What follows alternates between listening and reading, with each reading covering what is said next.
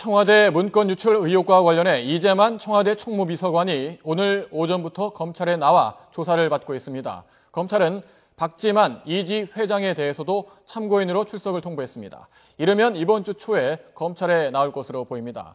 검찰청에 YTN 중계차 나가 있습니다. 구수본 기자.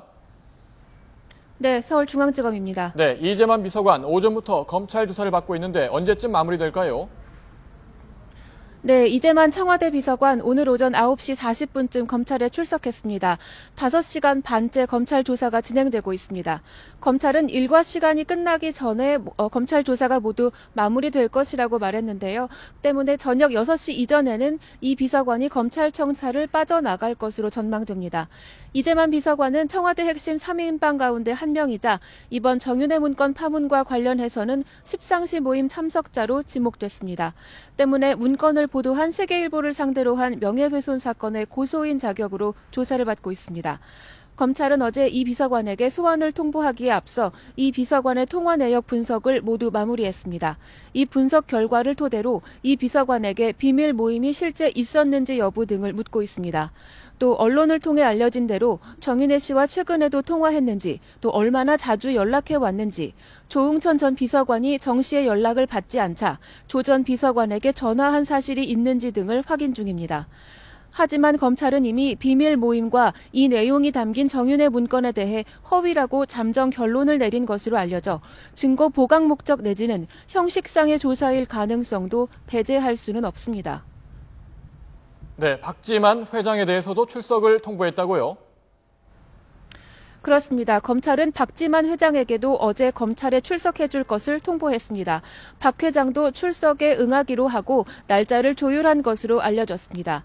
검찰은 박 회장이 언제 출석할지는 구체적인 날짜를 밝히지 않았지만 주말까지는 가지 않을 거라고 말해서 이번 주 초쯤 검찰에 나올 것으로 예상됩니다. 박 회장이 참고인 자격으로 검찰에 출석하면 정윤회 문건의 진위는 물론 문건의 유출과 관련해서도 조사를 받게 됩니다.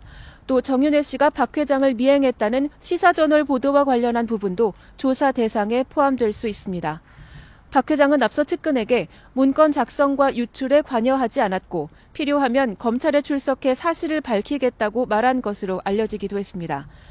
박 회장은 본인의 의도 여부와 상관없이 문건 유포 경위 가운데 한 축을 차지하고 있는데요. 조응천 전 청와대 공직기강 비서관의 사조직으로 의심받으며 문건 작성과 유출의 배후로 지목된 7인의 모임엔 박 회장의 최측근인 전모 씨도 포함되어 있습니다. 전 씨는 세계일보 기자가 박 회장에게 청와대 유출 문건을 건넬 당시에도 동석한 것으로 알려져 있습니다. 때문에 상황에 따라서는 박지만 회장과 조 전 비서관과의 대질 신문이 이루어질 수도 있습니다.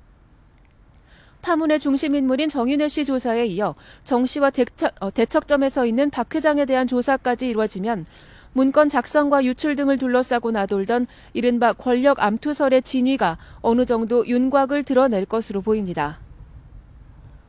네, 문건 유출 수사에서 핵심 인물로 지목됐던 서울경찰청 최모 경위가 숨지면서 검찰도 상당히 당혹스러울 것 같은데 어떻습니까?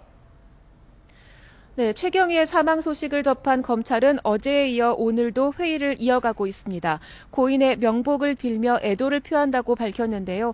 뿐만 아니라 수사 과정에서 강압이나 불법적인 행위는 없었다고도 여러 차례 강조를 했습니다.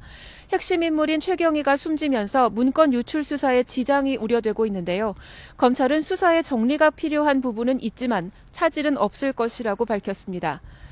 검찰은 박관천 경정이 유출한 문건과 관련한 최경희 수사뿐만 아니라 박지만 회장 관련 문건 그리고 세계일보가 보도한 정윤회 씨 동양 문건 관련 수사를 동시에 진행해 유출 수사의 속도를 높인다는 방침입니다. 지금까지 서울중앙지검에서 YTN 구수본입니다.